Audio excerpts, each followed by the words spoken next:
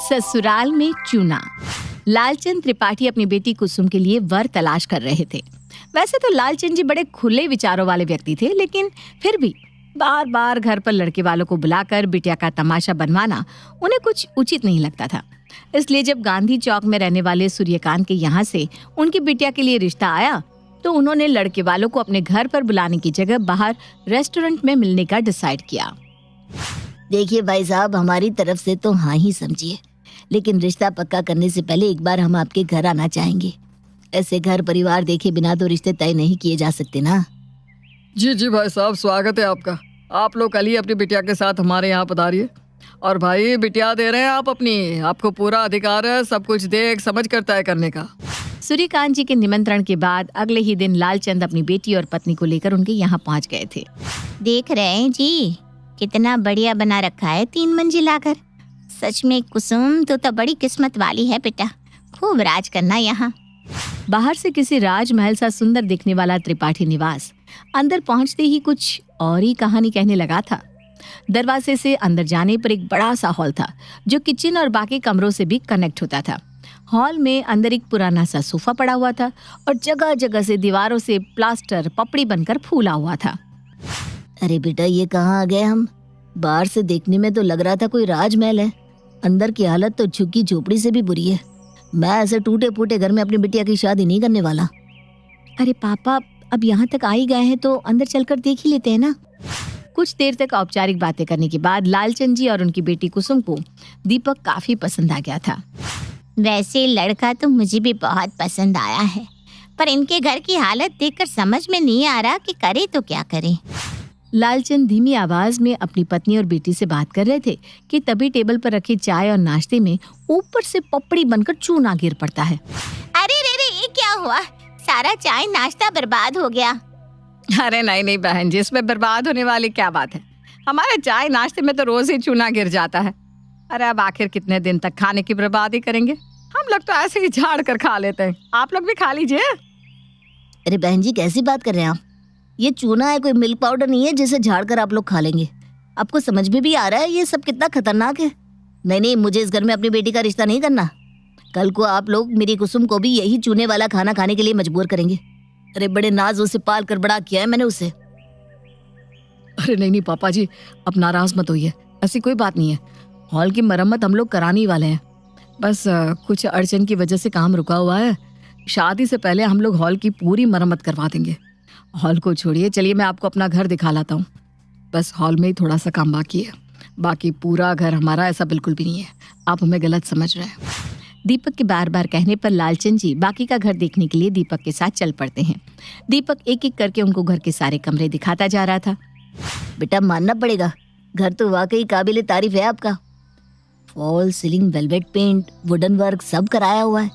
लेकिन एक बात हमारी समझ में नहीं आई, जब पूरा घर इतना मेंटेन्ड है तो हॉल की हालत ऐसी क्यों कर रखी है भाई? ऐसी क्या दुश्मनी है उससे आपकी? अरे पापा जी, वो क्या है ना कि सबने अपनी अपनी पसंद के अनुसार अपने अपने कमरे तैयार करवा लिए, लेकिन हॉल में कोई ज्यादा बैठता नहीं ना, इसलिए उसके ऊपर किसी का ध्यान ही नहीं गया। लेकिन आप बिल्कुल फिक्र मत करिए, शादी से पहले ये हॉल एकदम चकाचक हो जाएगा। कुछ देर के बाद लालचंद वापस अपने घर को जाते हैं। पापा, मुझे दीपक काफी समझदार और फ्रेंडली लगी, मुझे ये रिश्ता पसंद है, आप हाँ कर दीजिए ना। अरे बेटा, मुझे तो लीचड़ लग रहे हैं ये लोग। अरे हॉल ही तो घर की शान होती है। गरीब आदमी भी अपने घर के हॉल को अपनी हैसियत के अनुसार सजा कर रखता है, और इन लोगों के पास पैसों की कोई कमी ना होने पर भी बैठक की ऐसी हालत बनाकर रखी हुई थी। अरे पापा, बैठक का चूना देखकर रिश्ते पक्के होंगे या लड़की का चरित्र? मुझे दीपक अच्छा लगा, आप बात पक्की कर दीजिए बस। बेटी के कहने पर ना चाहते हुए भी लालचंद दीपक के साथ उसका रिश्ता पक्का कर देते हैं। शादी में बस कुछ ही दिन का समय है, जल्दी से इस हॉल का काम खत्म करवा देते माँ।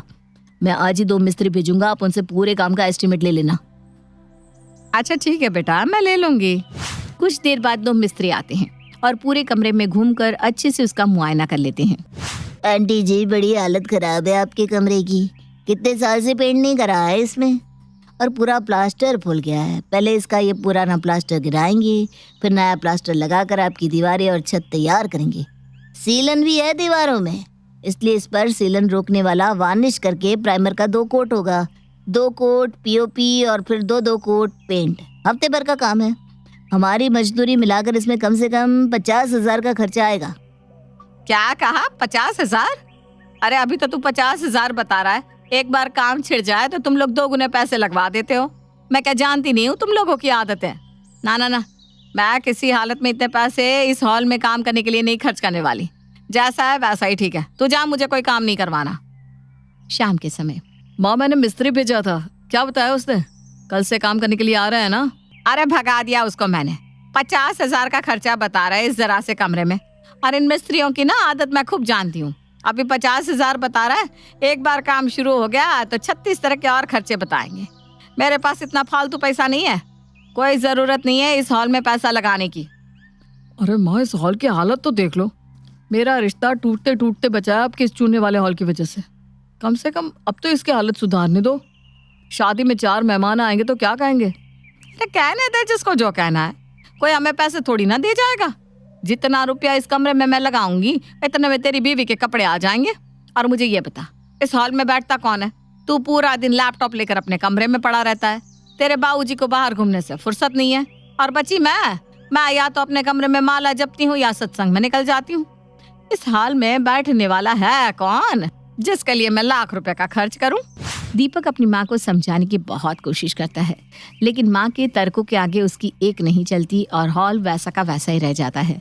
कुछ ही दिनों में शादी की तैयारी शुरू हो जाती है और शादी के बाद कुसुम दीपक के घर आ जाती है।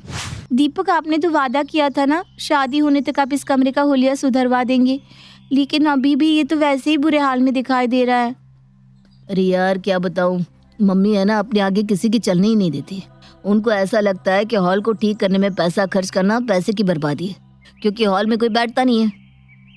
ये क्या बात हुई दीपक? हॉल कोई सोने के लिए थोड़ी ना होता है। अरे कोई मेहमान घर में आते हैं तो उसे हॉल में सोफे पर ही तो बिठाया जाता है, अपने बेडरूम में थोड़ी ना ले जाएंगे। मैं तुम्हारी सारी बातें समझता हूँ कुसुम, लेकिन तुम भी समझती हो ना कि बड़े बूढ़ों को समझाना मतलब अपना सर दीवार में मारना।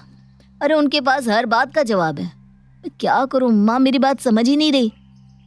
अरे कुसुम बहू, जल्दी से तैयार हो जाओ और हाँ, अच्छे से लाली लिपस्टिक सब लगाना। हाँ, मैं चाहती हूँ जब मुंह दिखाए में पड़ोस की औरतें तुम्हें देखे तो उनका मुंह खुला रह जाए। सास के कहने पर कुसुम खूब अच्छे से मेकअप करके बढ़िया भारी भरकम साड़ी पहनकर तैयार हो जाती है और आकर हॉल में बैठ जाती है। अरे कृष्णा बहन, इतना गज भर का घूंघट कर रखा है, बहू का मुंह तो दिखाओ। अरे देखो भाई, आज के दिन बहू का मुंह देखने के लिए जेब ढीली करनी पड़ती है, तो बारी बारी से घूंघट उठाकर मुंह देखते जाओ और शगुन का लिफाफा थमाती जाओ। क्यों, ठीक कहा ना? अच्छा, अगर ऐसी बात है तो सबसे पहले मैं ही बहू का घूंघट उठा देती हूँ। पड़ोसन जाकर जैसे ही कुसुम का घूंघट उठाती है, छत पर से चूने की एक बड़ी सी पपड़ी जाकर उसके सर पर गिर जाती है और उसका बाल से लेकर पूरा मुंह सब सफेद हो जाता है, जिसे देखकर सब लोग जोर जोर से हंसने लगते हैं। अरे कृष्णा, बहू का मेकअप कराने का ये कोई नया तरीका आया है क्या? एयर ब्रश मेकअप के बाद अब ये नया मेकअप आया लगता है, चूना पपड़ी मेकअप। देखो तो कैसे रूप निखर गया है दुल्हन का मेकअप के बाद। मुंह दिखाई के प्रोग्राम का तो सत्यानाश हो गया था। नई बहू का मुंह देखने की बजाय सारी औरतें अब कुसुम को देखकर ठहाके लगा लगा कर हंस रही थी, जिसे देखकर कुसुम को बहुत बुरा लगता है और वो उठकर अपने कमरे में आ जाती है। दीपक, बहुत अच्छा लग रहा होगा ना तुम्हें आज पहले दिन मेरा इतना अपमान करवा कर? तुम्हें पता भी है पूरे मोहल्ले की औरतें मुंह दबा दबा कर मेरे ऊपर हंस रही थी। अरे आज तक दुनिया की कौन सी बहू की मुंह दिखाई इस तरह से हुई होगी? मुंह दिखाई में तो लोग बहू की तारीफ की कसीदे पढ़ते और यहाँ लोग मेरा मजाक उड़ा रहे थे। इतनी अच्छी याद दी है ना आपने मुझे, इसे मैं कभी नहीं भूल सकती। पापा बिल्कुल ठीक कहते थे, इस घर में मुझे शादी नहीं करनी चाहिए थी। अरे गुस्सा छोड़ दो ना, कोई जानबूझकर तो नहीं किया ना किसी ने। शादी के 1 सप्ताह बाद, अरे यार, अपनी पोस्ट वेडिंग पार्टी कब दे रही है? ये पोस्ट वेडिंग पार्टी क्या चीज होती है? पोस्ट वेडिंग पार्टी मतलब शादी के बाद की दावत। अरे शादी में तो सभी लोग दावत देते हैं, शादी के बाद भी तो कभी अपने घर बुलाकर दोस्तों को चाय नाश्ता कराना चाहिए कि नहीं? अरे तो सीधा सीधा बोलना, मेरा ससुराल देखने का मन है तेरा। अच्छा ठीक है, सारे दोस्तों को लेकर कल तुम मेरे यहाँ आ जाना, वहीं तुम्हें मिल जाएगी तुम्हारी पोस्ट वेडिंग पार्टी। अब तो खुश ना? बहुत खुश, मैं समय से पहुंच जाऊंगी। अरे इस कीर्ति से वादा तो कर दिया यहाँ बुलाने का, लेकिन यहाँ अगर इन्होंने हॉल के दर्शन कर लिए तो इज्जत का कबाड़ा हो जाएगा।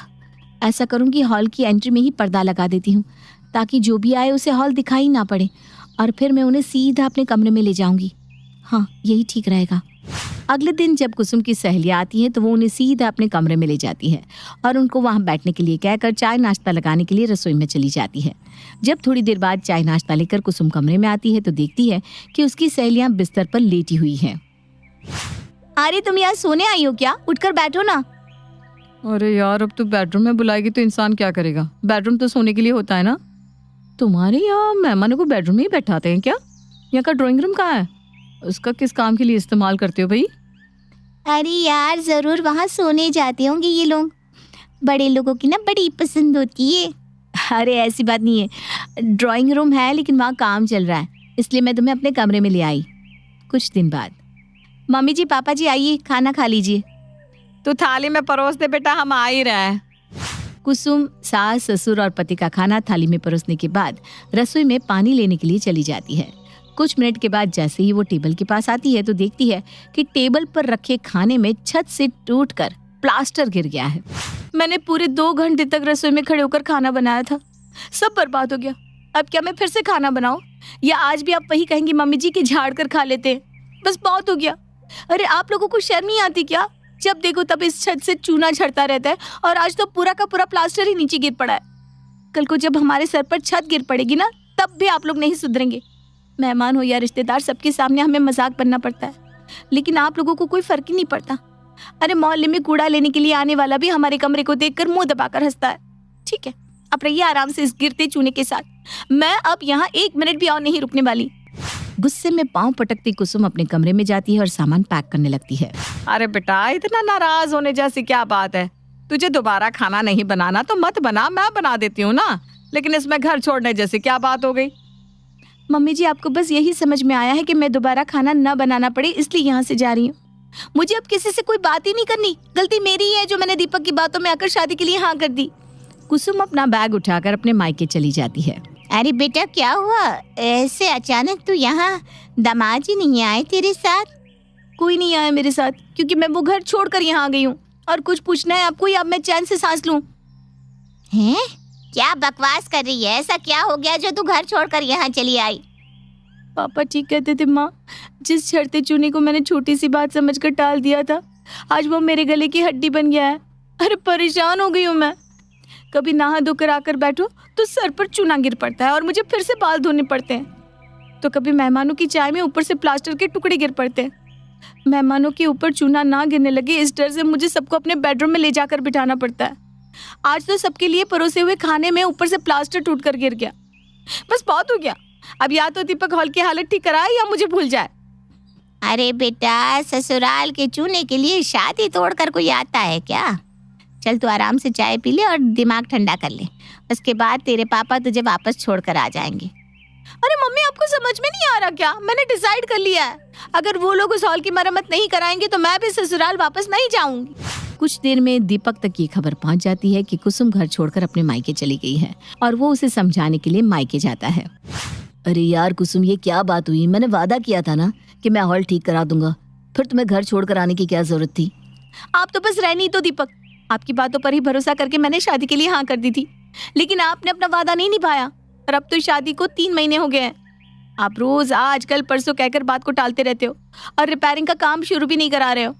अरे मैं 24 घंटे बेडरूम में नहीं बैठ सकती यार। मेरा मन करता है थोड़ी देर हॉल में बैठकर टीवी देखूं, थोड़ा मूड चेंज करूं, लेकिन हमें तो काले पानी की सजा हुई है ना। हम तो कमरे से बाहर निकल ही नहीं सकते, और अगर गलती से निकल जाओ तो यही डर लगा रहता है कि जाने कब और कहां से सर पर चूना और सीमेंट टपक पड़े। लगता है अब की बार को समय से मानने वाली नहीं है। अरे क्या इज्जत रह जाएगी मेरी अगर किसी को पता चल गया कि इस झड़ते चूने के कारण मेरी बीवी मुझे छोड़कर चली गई है। अब चाहे माँ नाराज हो या घर सर पर उठाया, मैं हॉल रिपेयर करा कर ही रहूंगा। माँ, मेरी मिस्त्री से बात हो गई है, वुडन वर्क और फॉल सीलिंग मिलाकर 1 लाख में बात तय हो गई है। 10 दिन में सब काम हो जाएगा। और हाँ प्लीज, अब भगवान के लिए पैसों का रोना शुरू मत कर देना। जितना भी खर्चा आएगा मैं दे दूंगा, बस अब ये काम हो जाने दो। कुसुम का छोड़ा हुआ ब्रह्मास्त्र एकदम सही निशाने पर लगा था। हॉल की रिपेयरिंग अगले दिन से ही शुरू हो जाती है और 10 दिनों के अंदर चूना ससुराल से बाहर हो गया था और बहुरानी अंदर।